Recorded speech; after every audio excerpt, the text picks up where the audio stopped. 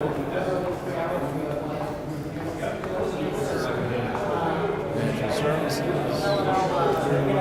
Charles, it's a late start. We've been in a congressional hearing. Oh, damn it, I just bumped this thing right away. And there's a new problem that's a lot like the old problem. Check. Into our okay, we're back. So when I have too much... Sorry. Anyway, okay. Here, we could just go out right here, I guess. Charles, what did you think of that? I got to tell you, I think it could have been better organized on the Republican side. How do you mean? Well, because there are a few central points that really needed to be hammered. One is that we're talking about protecting whistleblowers. And just to bring our audience up to date, we just sat through 4+ hours.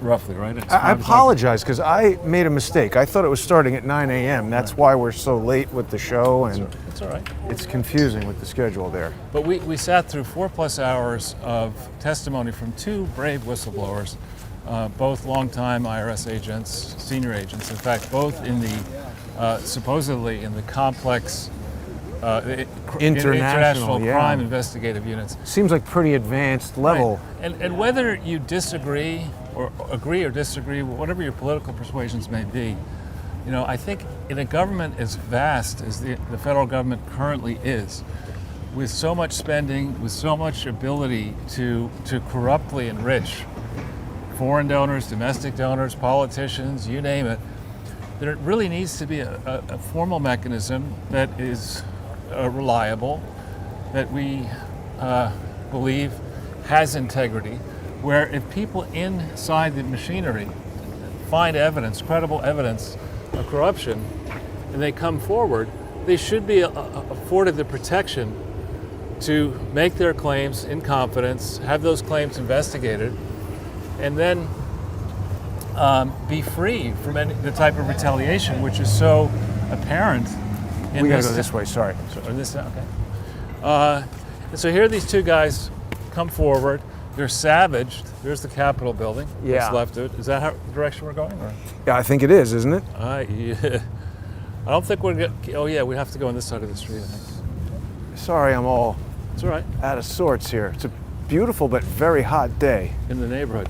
Please. So here these two guys come forward, and what the Republicans didn't do a good job of is something that we had started to do a good job of in various podcasts, and that's putting together the timeline. So by March of 2019, it was clear that the situation in Ukraine, that there was an election, and there was going to be a presidential runoff, I think, April 20th, 2019. And it's in that vote, I believe, on the 20th when Zelensky won.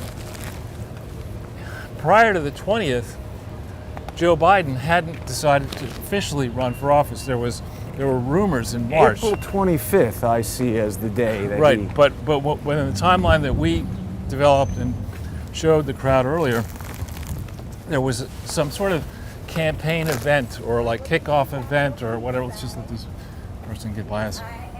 Imaginary launch? Soft launch. Right, but the rumor kind of ripped out that in March of 2019 that Joe was entertaining the idea of maybe running. Right, then you have this runoff. Zelensky gets in, and then you have Biden formally announces. Well, around this same time, and I'm walking down the street, I don't have all the dates in front of me. Right. The Republicans should have put up a timeline on the board and said, look, we're going to tell you a lot about transactions that occurred when Joe was vice president. We're also going to tell you a lot about transactions that occurred in the run-up to, what are all these police sirens here? I don't know, the Capitol Police do a lot of standing around. Oh, I see, it's an exit. Oh, yeah.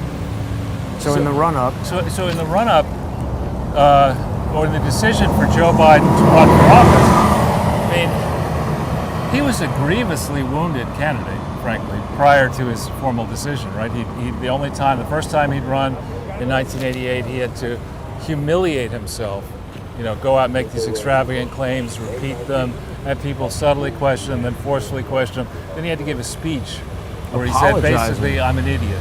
It's amazing he was able to recover from that, isn't it? Yeah, well, that's amazing. Then, if we back into the thing, but if we go, man, just touching this screws it up. Okay, pretty close. Hang on, we need him. No, it's. You know what? I will ask you to hold that because it keeps hitting this thing and screwing us up. So much to get here. Right. Well, now I can pay closer attention. So give me just a second. Our sound. Sure. Okay. Here we go. Carry on, please, Charles. So, we heard today, and we'll get. We're crossing. What is the guy? Because there's a guy on a motorcycle coming. So I think we want to go. Yeah. So, in today's hearing, we heard a lot from the Democrats. They had a key talking point, which was Republicans, in making an issue over the treatment of the Biden family and Hunter Biden, were trying to argue that there was a two-tier justice system. Right. That talking point was hammered home by typically the black Democrats on the committee had pictures and emotional arguments and stuff like that. Jamie Raskin, the idiot. Yeah, he is. He's a total moron. Gets up there. Now, is it that way, Jason? Or let's go around. Well, yeah, let's go this way. Yeah. We'll check out the Capitol. So he'd say, that's a very eloquent statement. And He was pandering to those people. Well, but let's remember that one of the most ardent, tough on crime people in the 1988 period, and then on the bill was Biden. Was Joe Biden. Passing all those laws that sent people to jail for crack. No, and making statements Right. about African American people that are beyond the pale, certainly beyond the pale now, and even arguably then. were beyond the pale then. So, But just before you move off of that, Charles, because there were, I think, about 3 black representatives who it's fine to mention those things and even valid potentially, but I think they hijacked the proceeding for their own little issue there that had nothing to do with what was being discussed today. Right. But my point is going back into the timeline. They were trying to make hay at various points today, the Democrats, protesting that Republicans were bringing up issues about Biden family influence peddling at a time when Trump was the president. Right. The issue is that that it was his DOJ and he appointed this guy like it's Trump's fault. But the issue here is that the Biden family influence peddling game goes back well before 1988, right? It involves many members of the family, and it flourished in particular under the Obama years, where suddenly he's just not any old senator, he's a vice president of the United States. So Hunter and others could go hell-bent for leather and making money. And exploit Joe Biden's perceived influence to get a lot of money in sweetheart deals that we don't really yet know much about. We know some tip of iceberg. We don't know really how far it went.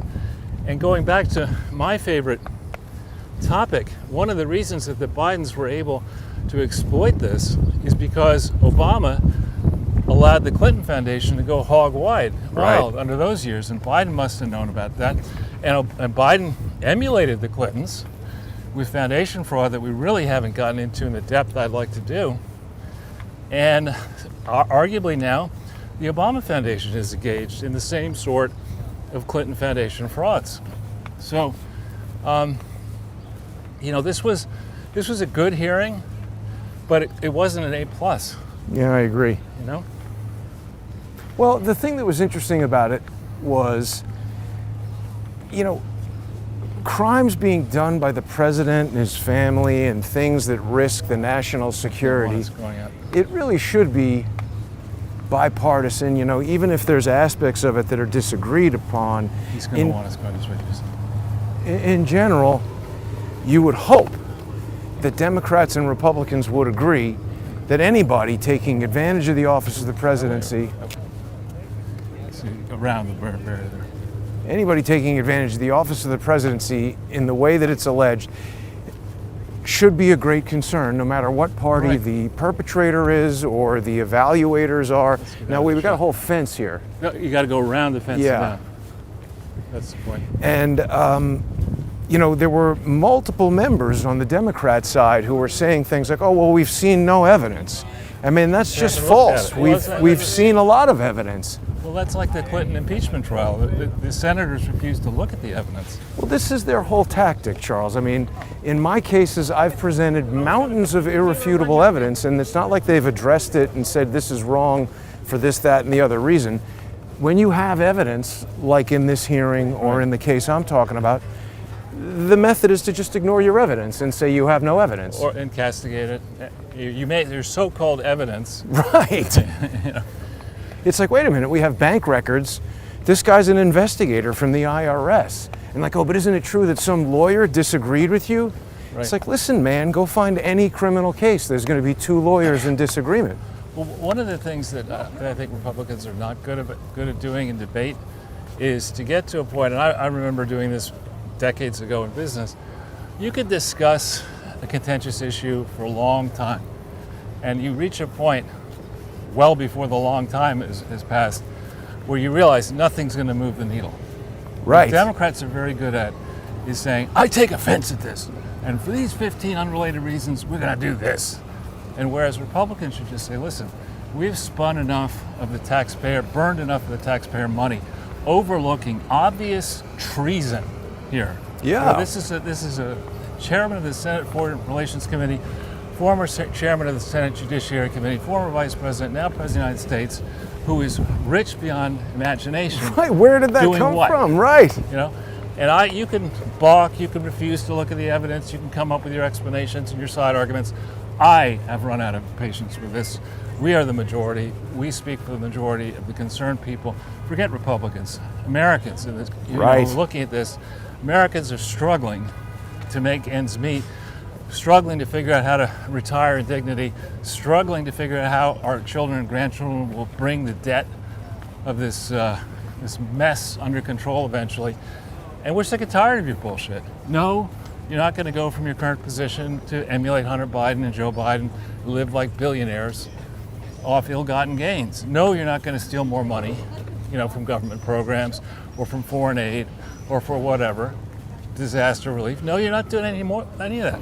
We want this system changed. It's going to be changed, and it's going to be changed starting January 20th, 2025. I was very disappointed. You spoke about what's going to happen to people's children.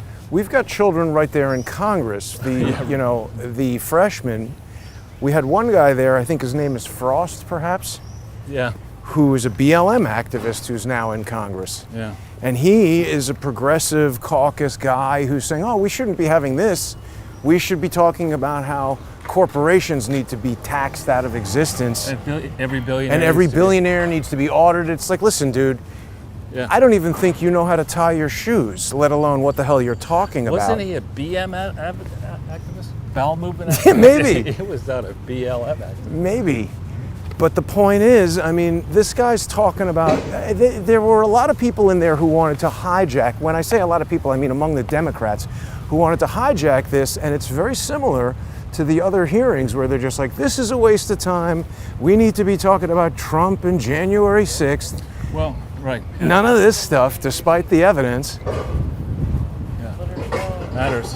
Well, the other thing I would say, Jason, or I will say momentarily, is that when they talk, a central issue that kind of got gummed up was this question. They tried, Raskin effectively said, and Rokana, there was this bearded-looking, Jesus Christ-looking freak, who was a staffer. Passing notes and, bombshells. Well, people probably didn't see that guy on C-SPAN. No camera was on him. But we saw him. And he's kind of orchestrating behind the scenes, like, giving notes to people to keep a narrative going. And so once the note was passed to Raskin, one set of notes was, you often disagree with conclusions. We can't make that.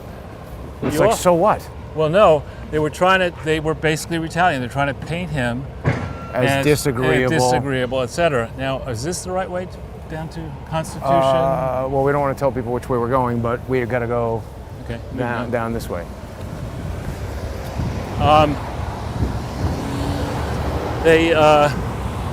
the essential point, they were trying to say that this one guy, Shapley, there were two, Shapley and Ziegler, was it? Or Ziegler, yeah. Shapley, they were trying to say, well, you often disagree with many these instances. Lawyers that give them guidance. Right, well, but he was trying to make the point that it's not the way it sounds. It's not like he's saying he disagreed with the prosecutor. Right, the prosecutors agreed with him. They all agreed. Right. Multiple occasions, in crucial moments through the run-up to the 2020 election, where if the truth had been known about what Hunter Biden had been investigated for, remember, they say that in November of 2018, Ziegler decided to open an investigation into the porno site. Well, into Hunter having already. Well, he found Hunter on a porno site. Right, but it doesn't say when that investigation started. No, but he was doing that investigation into a hooker porno site. He didn't say when that investigation started, but the Burisma thing starts in November 2020. And he finds Hunter in the... And so my point is... quite fit. Yeah, that's a hard thing to do right there. But my point to you is, and this is something I really don't like about the abuse, frankly. Are you sure this is right? Yeah. Okay. The abuse? The abuse that we see, the degree to which federal agents, by either investigating... Oh, the second they get... Or not investigating stuff and suppressing stuff that should be investigated, have, I think, had a disproportionate impact negatively on elections in this country going way, way back. For example... You mean them using their discretion to... Well, had the BCCI investigation been brought forward the way it should have been, and had it robustly investigated Bush family and Democrat family ties... Iran-Contra and all that. ...to BCCI now. Iran-Contra is another one.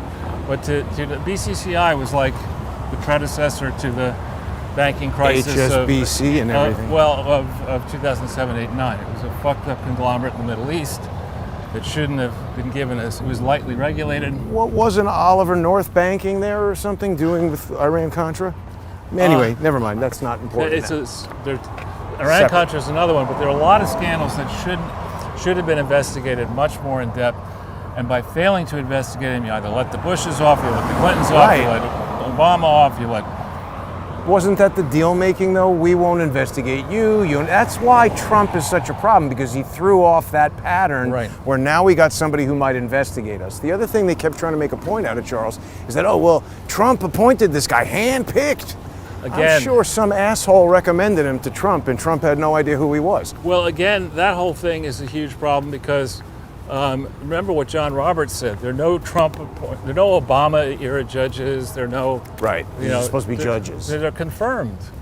These are confirmed by the Senate, these people. But that's not the way it works. U.S. attorneys confirmed by the Senate. No, I'm saying them being not politically biased is not the way it works. But I know it's not the way it works, but here you have the Chief Justice trying to, put Trump in the penalty box, saying there are no such things as partisan judges and by extension partisan U.S. attorneys.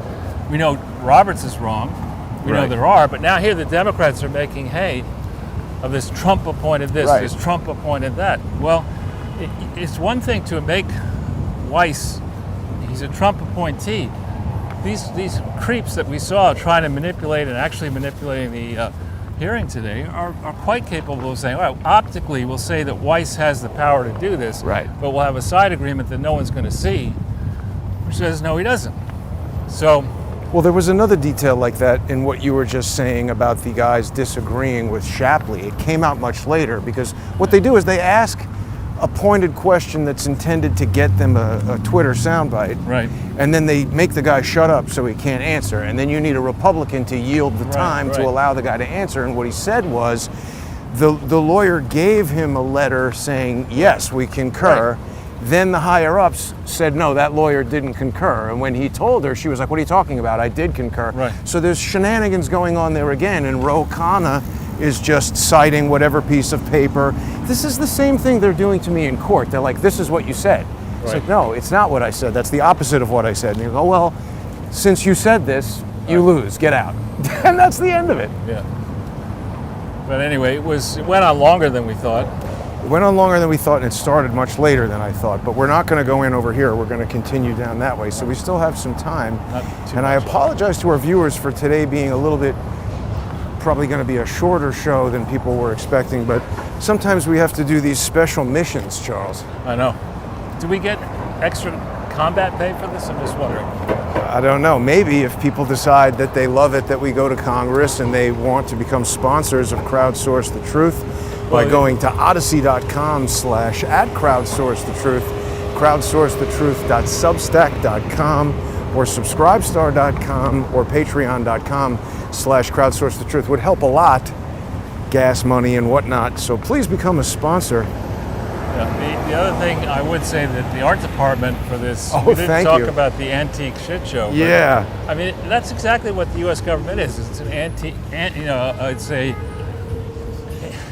more than super senior citizen shit show where people in high positions of great power, are claiming when they made the stupid comments in China because Yellen was taking hallucinogenic mushrooms. That's what, or Biden fell off asleep yesterday, apparently, in some meeting. Fell asleep at the meeting in the press room at the White House. But just quickly, while we have this image up, I want to just comment.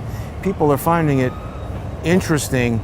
I used AI. This was a bit of an AI breakthrough, Charles, because I think a lot of people see that picture of adult child Hunter Biden in a just odd embrace and kiss with his father. Right. And so, Photoshop has AI now, and I said, add legs to these guys.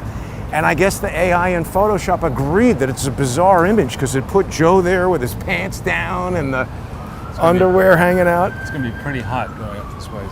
It's just what we got to do. Okay. I think, right? What else can we do? There's no shade up around here. And then maybe down and finish. I don't know. There's nothing we can do. But there were a lot of things that went on in there today that were quite odd. I thought it was an interesting choice for Ziegler to tell us so much about his personal life in terms of him being gay and married to a man. Why do you think he chose to do that, Charles? I don't know. To demonstrate that he's not a Republican and... Plenty of Republican men were married. Oh, well, good point. I just found it odd. Like, that's a lot of personal information to tell us in a congressional hearing. I think he was perhaps hoping that he'd get more lenient treatment. For being gay? Yeah. From who, though? From the Democrats, but they didn't try it. Ro Khanna came the closest to trying to savage Shapley. But you couldn't really. You're a difficult guy, and these disagreements happen all the time. Right. No, they don't. Not in this case. They all agreed.